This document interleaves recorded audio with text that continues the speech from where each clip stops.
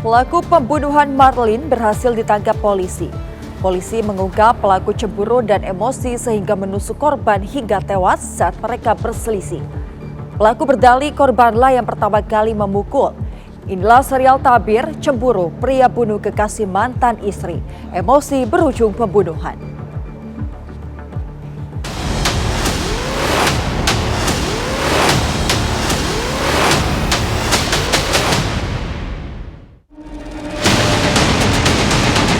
Ada kejadian, bilangnya gitu, kejadian apa?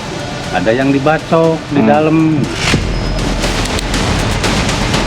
Korban ditemukan mengalami lebih kurang 7 tusukan di sekujur tubuhnya. Kemudian kami mengamankan dan menangkap yang diduga sebagai pelaku dengan inisial I alias B.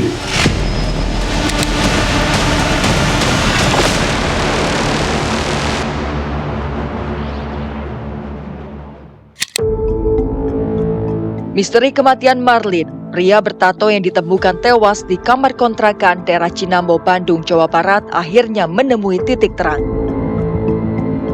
Hasil penyelidikan dan penyidikan tim gabungan kepolisian Jawa Barat berhasil mengungkap pelaku pembunuhan terhadap Marlin. Kami dari Satreskrim Polres Bandung akan melaksanakan konferensi pers tentang pengungkapan dugaan tindak pidana penganiayaan berat yang mengakibatkan korban meninggal dunia dan atau pembunuhan yang terjadi pada hari Jumat tanggal 17 April 2026 sekitar pukul 00.30 WIB. Satreskrim Polres Bandung yang bersama-sama dengan Polsek Cinambo dan di-backup oleh Polda Jawa Barat melakukan penyelidikan dan penyidikan, dan kami menemukan memang ada dugaan tindak pidana tersebut.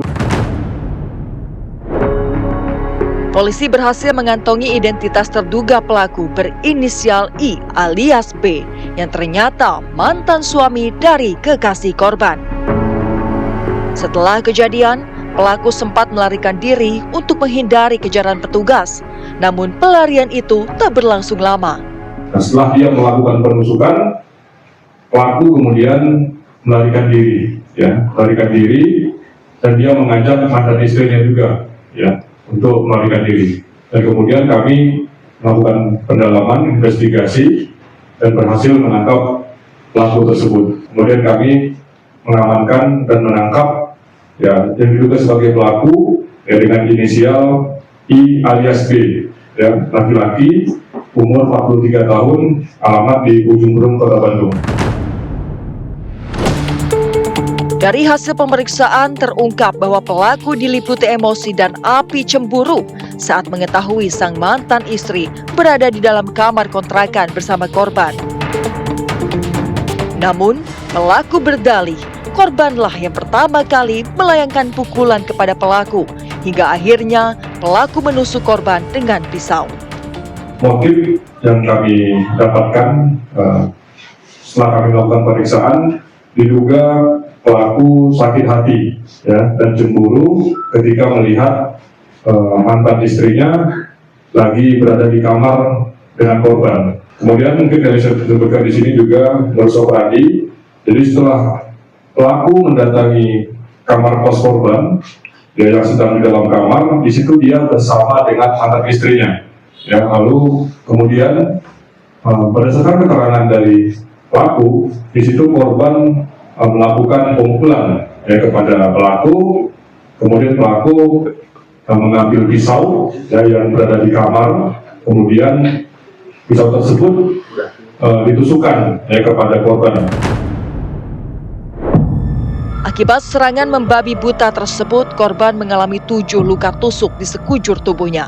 Sementara itu, dari tangan pelaku, polisi berhasil mengamankan sejumlah barang bukti yang diduga digunakan saat kejadian dalam proses pelarian.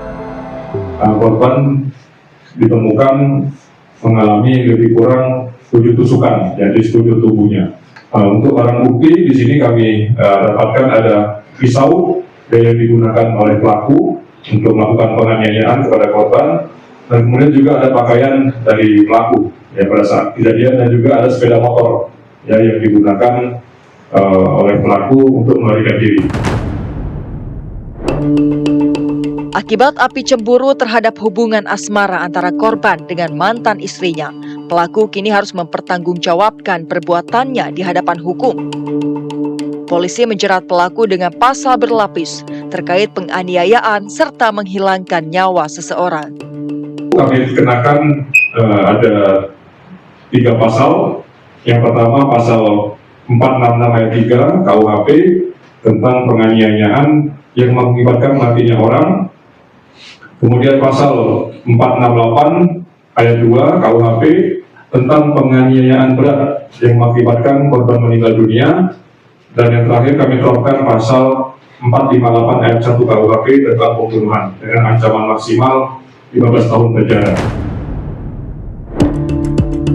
Api cemburu yang tak mampu dikendalikan kembali menjadi pemicu hilangnya nyawa seseorang.